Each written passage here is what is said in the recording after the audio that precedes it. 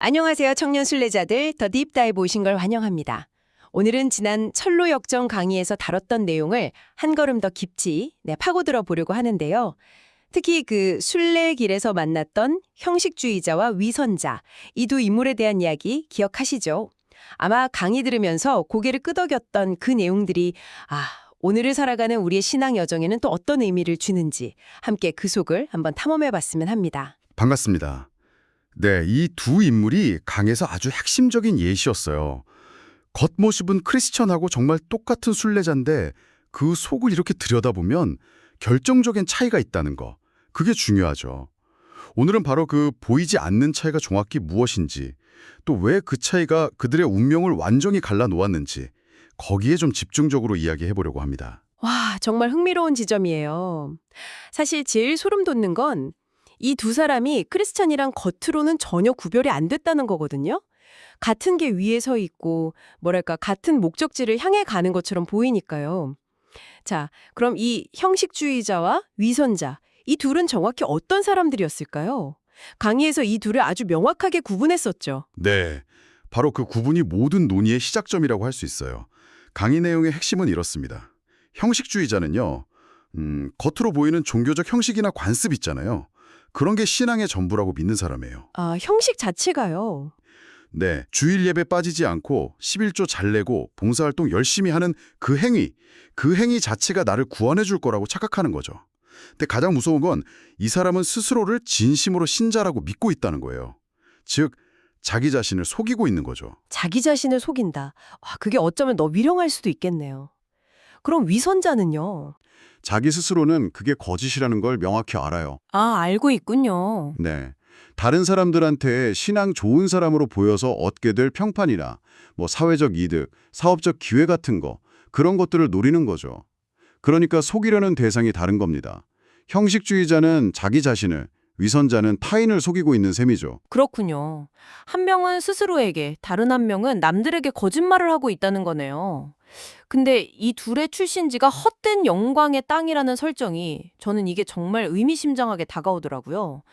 진짜 영광, 그러니까 하나님의 영광이 아니라 결국 자기를 위한 헛된 영광을 좇는 삶의 방식이 아예 몸에 밴 사람들이라는 뜻이잖아요. 바로 그거예요.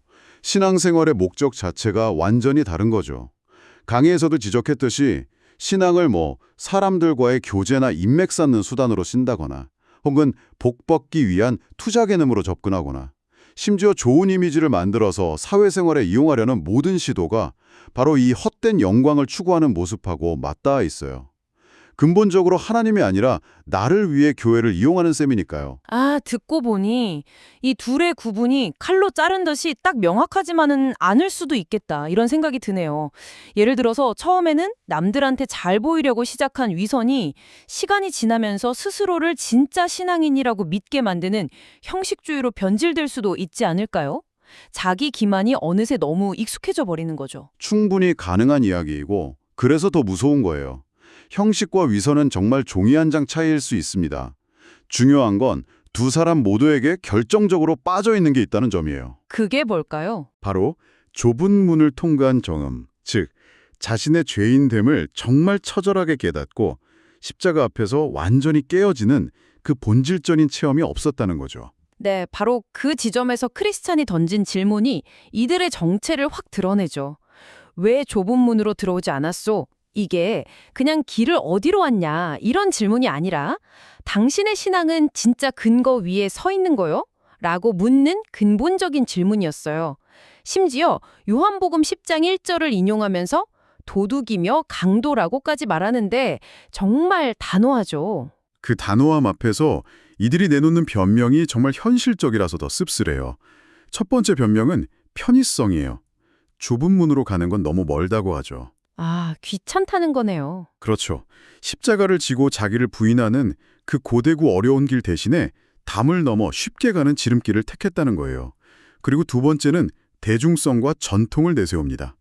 우리 고장 사람들은 다 그렇게 한다거나 1000년 이상이나 된 관습이다라고 주장하죠. 잠깐만요.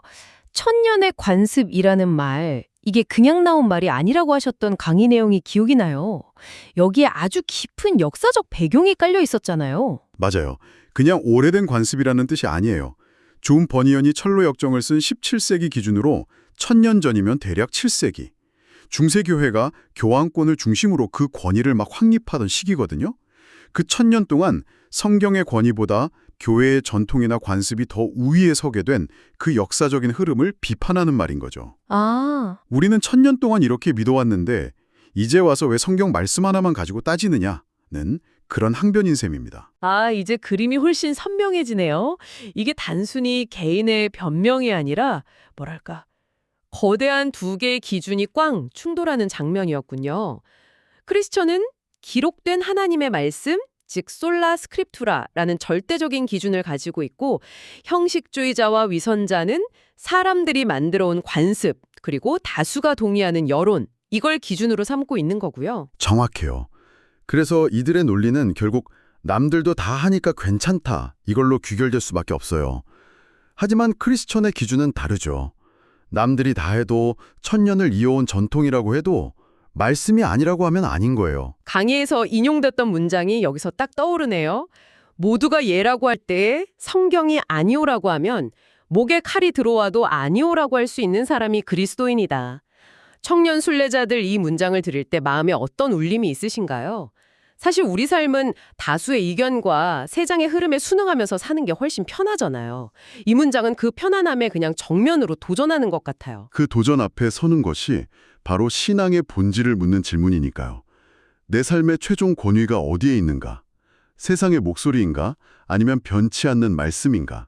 형식주의자와 위선자란 이 질문 앞에서 결국 무너지고 마는 거죠. 이 사람들의 논리를 조금 더 파고들면 결국 뭐로 가도 서울만 가면 되는 거 아니냐는 태도로 이어져요. 어쨌든 우리도 당신처럼 순례의 길 위에 서 있지 않느냐, 과정이 좀 다르면 어떠냐, 뭐 이런 식이죠.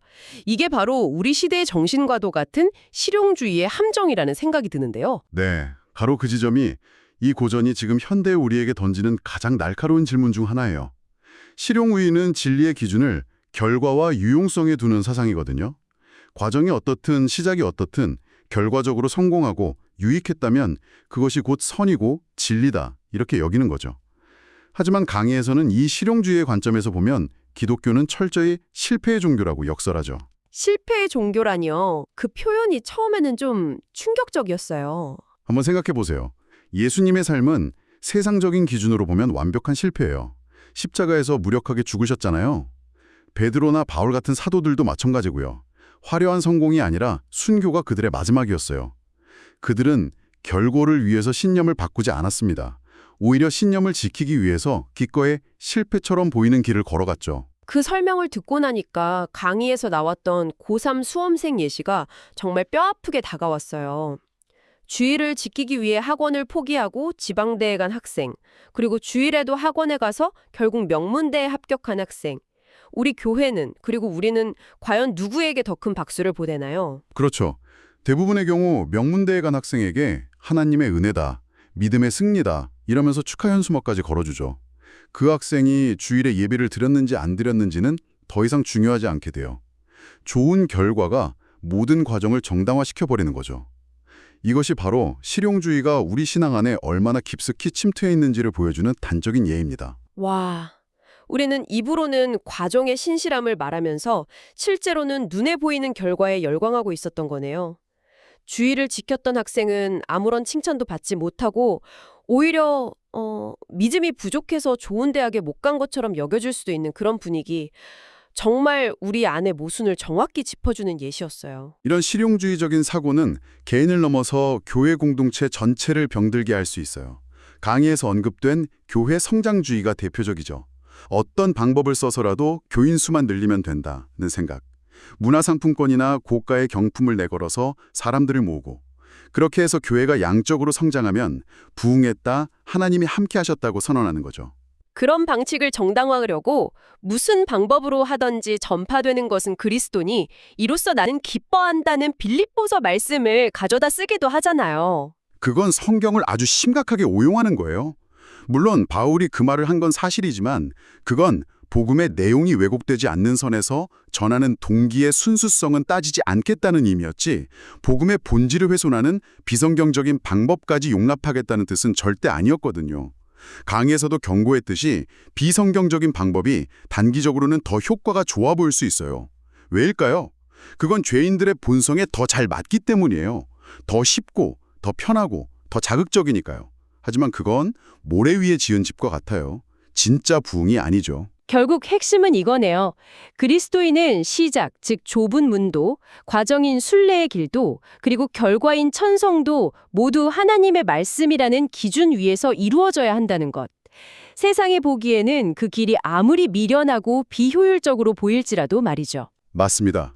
세상의 실용주의적 가치관에 타협하는 순간 우리는 형식주의자나 위선자처럼 담을 넘고 있는 것과 다를 바 없게 되는 겁니다. 오늘 강의 내용을 다시 한번 이렇게 깊이 곱씹어 보니까 형식주의자와 위선자가 그냥 400년 전 책 속에 박제된 인물들이 아니라 바로 오늘 교회 안에, 그리고 어쩌면 내 안에 살고 있는 모습일 수 있겠다, 이런 생각에 정신이 번쩍 드네요. 그래서 오늘 나눈 이야기들을 바탕으로 우리 자신을 좀 정직하게 돌아볼 필요가 있어요.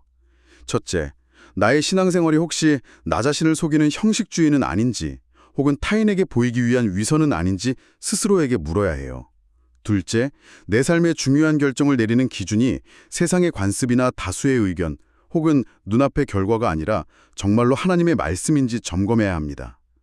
그리고 마지막으로 결과만 좋으면 된다는 그 실용주의의 달콤한 유혹을 경계하고 세상이 알아주지 않더라도 과정의 신실함을 기뻐하시는 하나님을 신뢰할 수 있어야겠죠? 네, 정말 중요한 정리예요. 이제 마무리를 할 시간인데요. 강의 마지막 부분에 나왔던 크리스찬과 그 두 사람의 결정적인 차이가 다시 한번 떠오릅니다. 크리스찬에게는 있었지만 형식주의자와 위선자에게는 없었던 세 가지가 있었죠. 주인이 입혀주신 의의 옷, 이마에 찍힌 표식, 그리고 봉인 든 두루마리. 이것들은 그가 좁은 문을 정식으로 통과했다는 명백한 증거였어요. 맞아요. 그 증거들은 스스로의 노력이나 세상의 관습으로는 결코 얻을 수 없는 것들이었죠. 오직 합법적인 절차, 즉 좁은 문을 통과한 자에게만 주어지는 하나님의 인정의 표시였어요. 오늘 이 시간에 마무리하면서 청년 순례자들께 마지막으로 질문 하나를 남기고 싶어요. 형식주의자와 위선자는 결국 그 증거가 없어서 순례의 길 끝에서 버림받고 맙니다. 그렇다면 이 질문은 오늘 우리에게도 똑같이 유효할 거예요. 만약 누군가 당신에게 당신이 좁은 문을 통과했다는 증거는 무엇입니까? 라고 묻는다면 우리는 무엇을 보여줄 수 있을까요? 당신의 삶 속에서 그 증거는 지금 어떤 모습으로 나타나고 있나요? 이 질문을 가슴에 품고 각자의 순례의 길을 다시 한번 점검해보는 시간이 되기를 바랍니다. 오늘 함께해 주셔서 감사합니다.